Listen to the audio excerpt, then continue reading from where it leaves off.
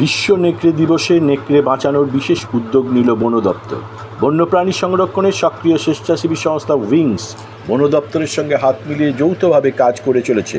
বুধবার দুপুর 2টায় বিশ্ব নেকড়ে দিবসে নেকড়ে ও হায়নাদের অস্তিত্ব সংরক্ষণ নিয়ে দুর্গাপুরের সৃজনী প্রেক্ষাগৃহে বন দপ্তরের পক্ষ থেকে নেকড়ে বাঁচাও কর্মশালার আয়োজন করা হয়। উপস্থিত ছিলেন দক্ষিণবঙ্গের মুখ্য বন সংরক্ষক বিদ্যুৎ সরকার, দুর্গাপুর বন বিভাগের বনাধিকারিক অনুপম খান, বর্ধমান বন বিভাগের ডিএফও সঞ্চিতা শর্মা, দুর্গাপুর বনাঞ্চলের রেঞ্জার সুদীপ কুমার বন্দ্যোপাধ্যায় সহ বন দপ্তরের সমস্ত আধিকারিকেরা। উইংসের মতে ধূসর নেকড়ে ও হায়না বনের বাস্তুতন্ত্রের ভারসাম্য রক্ষা করে, কিন্তু শিল্পায়ন, খনিজ সম্প্রসারণ ও মানুষের অনুপ্রবেশে তাদের বাসস্থান ক্রমশ সংকুচিত হচ্ছে। তবুও বন দপ্তরের বাড়তি নজরদারি ও উইংসের গবেষণা এই বিপন্ন প্রাণীদের রক্ষায় নতুন আশা জাগাচ্ছে। বন দপ্তর সূত্রে খবর, কাঁকসা জঙ্গলে নেকড়ের প্রজনন বাড়ছে। দুর্গাপুর ফরিদপুর ব্লকের মাধাইগঞ্জের জঙ্গলেও দেখা যাচ্ছে নেকড়ের প্রজনন। তাই বিভিন্ন গুরুত্বপূর্ণ অঞ্চলে ট্র্যাপ ক্যামেরা বসিয়ে নজরদারি বাড়ানো হয়েছে। গ্রামবাসীদের এই বিষয়ে সচেতন করা হচ্ছে। উইংসের সদস্যরাও এই ক্যামেরার মাধ্যমে তাদের গতিবিধি নিবিড়ভাবে পর্যবেক্ষণ করছেন। এদিনের মূল বার্তা ছিল একটাই: যদি এই ধরনের বন্য প্রাণীরা হারিয়ে যায় তবে নষ্ট হবে জঙ্গলের বাস্তুতন্ত্র। মানুষ ও বন্যপ্রাণীর সহাবস্থানের পথই তাদের বাঁচানোর একমাত্র উপায়।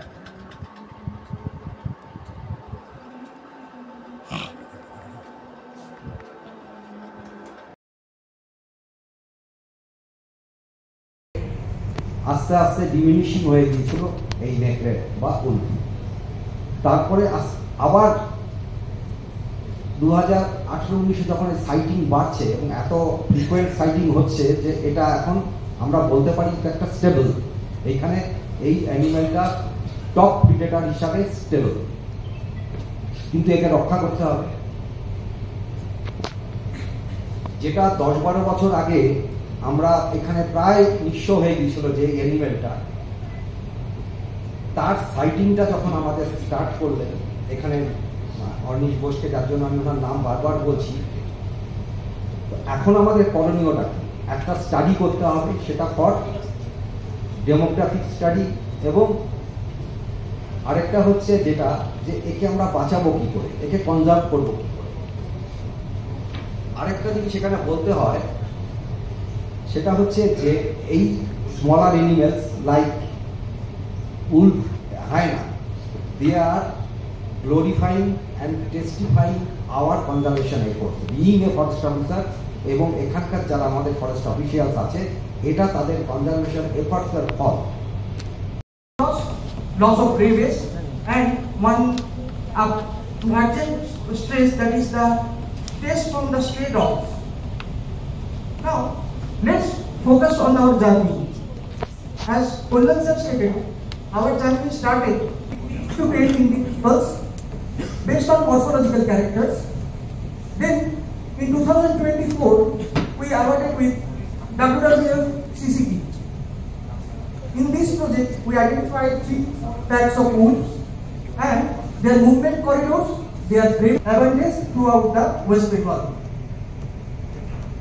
Now let's focus on the objectives of our presentation, rather the relative abundance.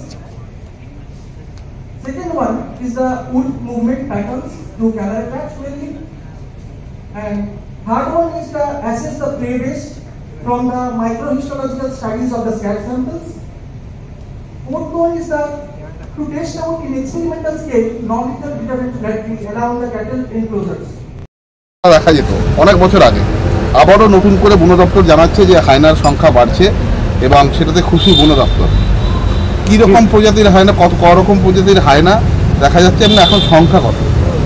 এখানে এখন অনেকদিন বাদে ক্যামেরা ট্র্যাপে বা বিভিন্ন যারা ফটো টটো তোলেন ওদের ক্যামেরায় 2-4টে লোকেটেড হয়েছে। আমরা নিজেদের ক্যামেরা ট্র্যাপেও 3-4টে হায়নাকে পেয়েছি। এটা স্ট্রাইপড হায়না। এটা এখন দেখা যাচ্ছে মেনলি যে অ্যাবান্ডন মাইন্সগুলো আছে, মাইন ডাম্পগুলো আছে, এর আশেপাশে কিন্তু এদের উপস্থিতি আছে। এটা শুরু হয়েছিল একটা রোড কিল থেকে, যেটা হঠাৎ করে হায়নার বডি পাওয়া গেল, ট্রাক চাপা দিয়েছে। তারপরে ওটা ওই ট্র্যাপ ক্যামেরা বসিয়ে প্লাস বিভিন্ন অর্গানাইজেশন যারা আছে ওরা তুলে। পপুলেশন এস্টিমেশনটা এখনও সেইভাবে হয়নি। মোটামুটি তাও মোটামুটি আমরা এখনো পর্যন্ত 6টা-7টা ইন্ডিভিজুয়াল প্রেজেন্স পেয়েছি। সেটা কোন কোন জায়গা? সেটা মেইনলি দুর্গাপুরের এই গৌরান্ডি, তারপরে বর্ডারটা এরিয়া, ঝাড়খণ্ড বর্ডার রিং যে এরিয়াটা আছে এইখানেই মেইনলি। কত রয়েছে ধূসর নেকড়ে এখনো পর্যন্ত 35-40টা মতন আছে, মানে 6টা-7টা প্যাকে, মানে এক একটা প্যাকে ধরুন 6টা থেকে 10টা করে থাকছে। রিসেন্টলি ওদের ব্রিডিংয়ের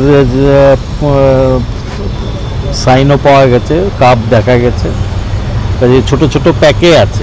এরা অ্যাকচুয়ালি বিভিন্ন একটা বড় এরিয়া, যে আউসগ্রাম থেকে শুরু করে আপ টু এই কাটাবেড়িয়া বা এই বিস্তীর্ণ এলাকায় ঘুরে বেড়ায় এবং পূর্ব বর্ধমান এবং পশ্চিম বর্ধমানকে কানেক্ট করছে, কারণ এই এটা ঘুরে বেড়ায়। আর এর যেহেতু ফিডটা ছোট প্রাণী, ছাগল, ভেড়া প্লাস খরগোশ, এর উপরে ডিপেন্ড করে, সেই জন্য এখানে দেখবেন একটা সময় মাইগ্রেটরি শিপ কিছু আছে যারা ভেড়ার পাল নিয়ে আসে। ওই ভেড়ার পালের পেছনে পেছনে কিন্তু এদের প্রেজেন্সটা অনেক বেশি করে দেখা যায়। প্রজননটা কোথায় বেশি হচ্ছে? প্রজননটা 2-1টা জায়গা, যেটা গড় জঙ্গলের এখানে, বিষ্ণুপুরের ওখানে দেখা গেছে। স্যার বলছি, এই গ্রামবাসীদেরকে আপনারা সচেতন করছেন কিভাবে? গ্রামবাসীদের সাথে কথা হচ্ছে। এখন ধরুন কারো ছাগল ভেড়া যদি, তো আপাতত এখনো কনফ্লিক্টটা সেই লেভেলে যায়নি।